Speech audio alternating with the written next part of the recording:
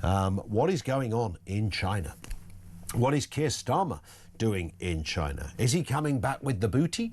Is he coming back with a bag full of savoury delights to say, hey, look what the Chinese government are giving us. This is fantastic. What's in it for us? Let's have a listen to Keir Starmer speaking a little earlier on his visit to the second most powerful economy on planet Earth. We had a very good, productive session with real concrete outcomes, and it was a real strengthening of the relationship, and that's in the national interest because, of course, there are huge opportunities here in China. It's the second biggest economy in the world, and that's why we've got such a big business delegation. A lot of the discussion was about how we open up access for those opportunities, focusing, as I always do, on how is this going to be delivered back in the United Kingdom, how does it benefit people back at home. And we made some really good progress on tariffs for whisky, on visa-free travel to China, and on information exchange and cooperation on irregular migration, focusing particularly on small boats and engine parts. Focusing particularly on small boats and engine parts. How's that going to pan out? Let's get a word from Chung Kwong, Senior Analyst at the Interparliamentary Alliance on China. Chung, good afternoon to you. Nice to have you with us. Good afternoon. It's very interesting, isn't it, when I suppose any leader that meets with the Chinese regime there's certain limitations on what can perhaps happen. Starmer was never going to come back with a huge trade deal or even with promises of releasing political prisoners. That sort of stuff didn't really he talked about human rights apparently, but don't they always say that? What do you, or how do you interpret this visit? Is there any significance in the British Prime Minister nipping over to Beijing for a few hours?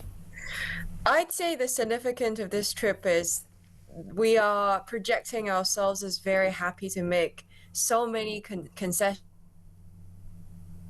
to set foot on China. So before this visit, there is reports about number 10 officials' phones being tapped, and the Keir Starmer government has approved the mega embassy with loads of concerns. And at the end of the day, taxpayer is actually paying for the cost of it because the MI5 is now tasked to reroute those sensitive cables outside the Royal Mint Court. And these kind of economic benefits that Keir Starmer described coming from Beijing is not actually that helpful for British workers, isn't it? The foreign direct investments from China has plummeted since 2017, and we're at the lowest point of foreign direct investments into Europe right now. And how is that going to boost growth? And when it comes to opening the UK market for more Chinese goods to come in, are we actually pushing our British workers to compete with forced labor practices in China or worker exploitation that workers work very cheaply for 9 to 9, 6 hours, six days a week? Is that something that we actually going to benefit from? And I don't think it is actually that beneficial as he described. And we are actually not rebuilding their relationship. Their relationship has never stopped. So, for example, in 2023, James Cleverly went. In 2024, David Lemmy went. 2025, Peter Kyle went to China. And Keir Starmer actually met with Xi Jinping just 2024. So it's actually not so much of a reboot because we've never been in the ice age as the government described it.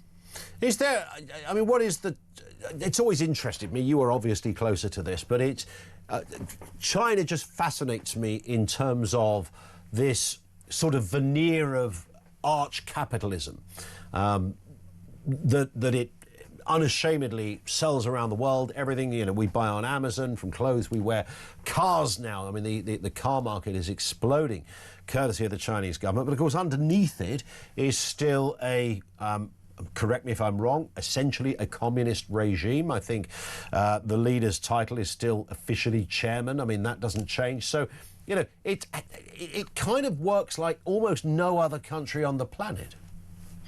I'd say the framing of communism is very interesting in the case of China because it's not actually communism. You see Ferraris on the street, that's not very much. Yeah, not how we typically think about it. Right? I get it. Yeah, but it's more like a Leninist approach that the party has to have oversight over everything, every aspect of life have to be under the party's control, not only within China, but also outside China. That's why you see a lot of increasing reporting on espionage activities, infiltration operations, and surveillance that's happening outside of China, even in the UK, as we saw the recently collapsed spy trial. So all of these things adding up together, I don't think we can deal with China thinking, oh, this is another normal country on earth that is like the US or like France that we can just deal with on the level playing ground. We have to go in engaging with China with our eyes wide open, knowing that it's actually a threat to the UK values and UK national security. Final question then, Chung. When Keir Starmer arrives back on the tarmac at Heathrow Airport, will he be waving a big paper saying, guess what deal I've just got? Or will it just sort of slowly go away, this story? I'd say he might come back with a big pile of paper, but not necessarily materialized concrete trade deals. It would be like the Canadian PM's trip to China recently as well. It would be loads of memorandum of understandings, what we call MOUs. Those are things that are not yet materialized, but a signal of intention to cooperate. And we have had this in the golden era of a decade ago. A lot of these things come in MOUs, but they never materialize, or those which materialize turn out like British Steel and Ching, which also needed taxpayer money to clean up and a lot of British workers' job at stake. On that point, Chung, great to have you on with us. We will speak again, I'm sure. Thank you for your time. Ching Kwong, Senior Analyst at the Interparliamentary Alliance on China. Thank you to her.